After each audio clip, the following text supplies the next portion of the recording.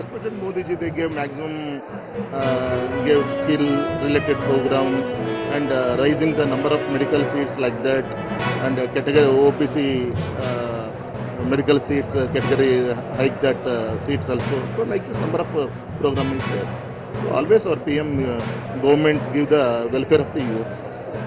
Community will be show to the will go with the youth most. ಉಪಯೋಗ ಮಾಡಿಕೊಂಡು ಅವನು ಅದ್ಭುತವಾದಂಥ ಸಾಧನೆ ಮಾಡಿದ್ದಾನೆ. ನಮಗೆ ಗೊತ್ತಿರಲಿಲ್ಲ, ಮೋದಿ ನಮಗೆ ಹೇಳಿದ್ರು ಇದು ಮೋದಿ ವಿಶೇಷ ಅಂತ ಹೇಳಿದ್ರು.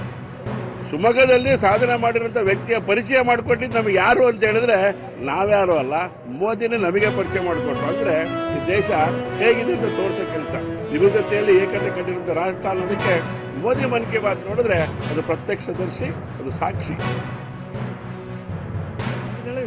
ಅವರಿಗೆ ಯೋಜನೆಗಳು ಒದಗಿಸಬೇಕು ಅನ್ನೋ ದೃಷ್ಟಿಯಲ್ಲಿ ಸಹ ನಾವು ಈ ದಿವಸ ಎಲ್ಲ ಅಸಂಘಟಿತ ಕಾರ್ಮಿಕರು ಮತ್ತು ಆಟೋ ಚಾಲಕರು ಹಾಗೆ ಅಡಿಗೆ ಕಾರ್ಮಿಕರು ಸಹ ಇದ್ದಾರೆ, ಅನೇಕ ಹಾಗೆ ಪೆಟ್ರೋಲ್ ಬಂಕ್ ಕಾರ್ಮಿಕರು, ಕೂಲಿ ಕಾರ್ಮಿಕರು, ಎಲ್ಲ ಅಸಂಘಟಿತ ವಲಯ ಕಾರ್ಮಿಕರು ಈ ದಿನ ಸೇರ್ಕೊಂಡಿದ್ದಾರೆ.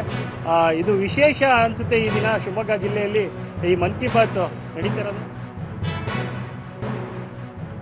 ಇದೇ ಥರ ಯುವ ಶಕ್ತಿನ ಇನ್ನ ಮೇಲೆ ಎತ್ತರಕ್ಕೆ ತಗೊಂಡು ಹೋಗಬೇಕು ಅಂದರೆ ಅವ್ರು ಇದೇ ಥರ ಯುವ ಜನತೆಗೆ ಪ್ರೋತ್ಸಾಹ ಮಾಡಲೇಬೇಕು ಅಂದರೆ ತುಂಬಾನೇ ಮಾಡಲೇಬೇಕು ಅನ್ನೋದು ನಮ್ಮ ಆಶಯ ಆಗಿದೆ.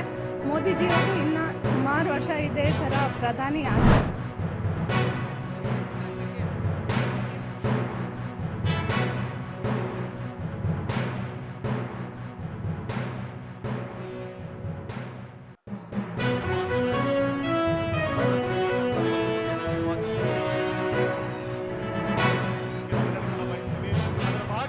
ಲಕ್ಷಾಂತರ ಜನ ಇಲ್ಲಿ ಸೇರಿದ್ದಾರೆ.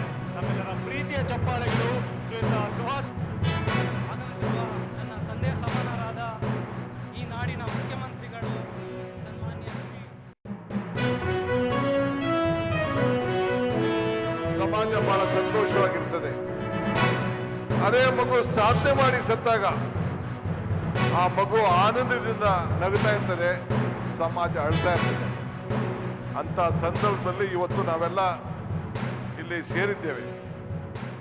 ಇವತ್ತು ಮನುಷ್ಯನ ವ್ಯಕ್ತಿತ್ವ, ಅವನ ಗೌರವ, ಮಾಡಿದಂಥ ಸಾಧನೆಗಳು ಇವತ್ತು ಸಾಕ್ಷಿಯಾಗಿ ಇವತ್ತು ದುಡ್ಕೊಂಡಿರ್ತದೆ. ಇವತ್ತು ಏನು ಭದ್ರಾ ಮೇಲ್ದಂಡ ಯೋಜನೆಗೆ ಅವರು ಆಂಜನೇಯನವರು ಏನು ಅವರ ಕಾಲದಲ್ಲಿ ಮಾಡಿದಂಥ ಮಾರ್ಗದರ್ಶನ,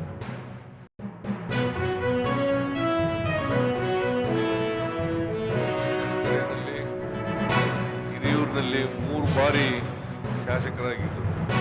ಚಳ್ಳಕೆರೆ ರಿಸರ್ವ್ ಆದದ್ರಿಂದ, ಎಸ್ ಟಿ ರಿಸರ್ವ್ ಆದದ್ರಿಂದ ಹಿರಿಯೂರಿನಲ್ಲಿ ಪಕ್ಕದ ಕ್ಷೇತ್ರ ಹಿರಿಯೂರಿನಲ್ಲಿ